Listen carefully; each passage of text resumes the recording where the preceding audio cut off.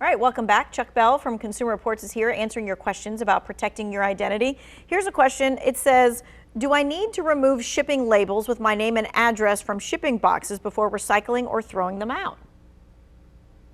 I think it is a good practice to do that. If you have the energy and time to do that, that is a good thing to do. It's not quite as dangerous as many other types of mail, but that is probably worthwhile to do if you have the time. All right. Another question they have is there a question that you can ask to tell if it's a scammer who is calling you? I think in general that there is not. I mean, I think what will happen is some of these folks are very convincing. They're very persuasive. They've made thousands of the same type of phone call.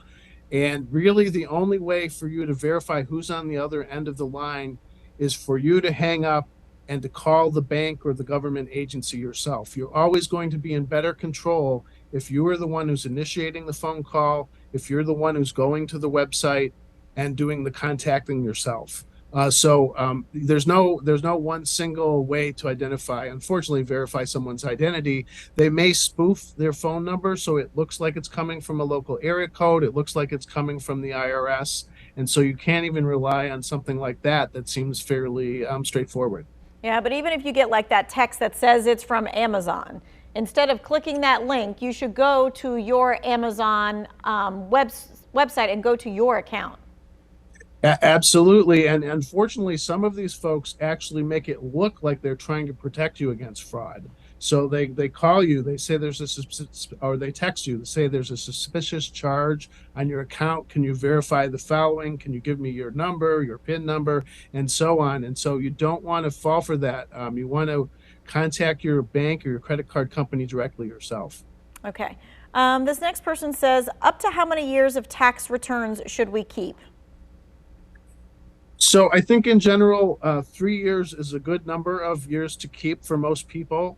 There are maybe some specialized government programs or things where you're applying for assistance or you need the documentation. So if you want to keep, additional years, probably 7 to 10 years at the outside, it may be worthwhile to keep it. But beyond that, there's no solid reason to keep it for longer than that. All right, and this person says, when I see a number in another state and it's not in my contacts, should I ignore the number and block it?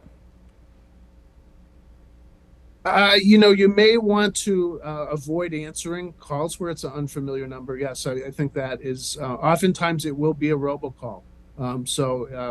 If you're not expecting a call from outside from another state, then you could ignore it, and they will contact you in some other way probably.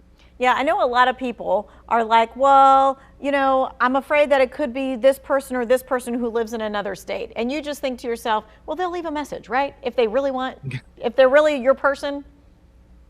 Yeah, I mean, having it go to voicemail is a pretty good strategy because if it's a reputable person, they will leave a message. So I think that's not a bad strategy at all. Probably ends up saving you a lot of time for all those robocalls that you don't pick up.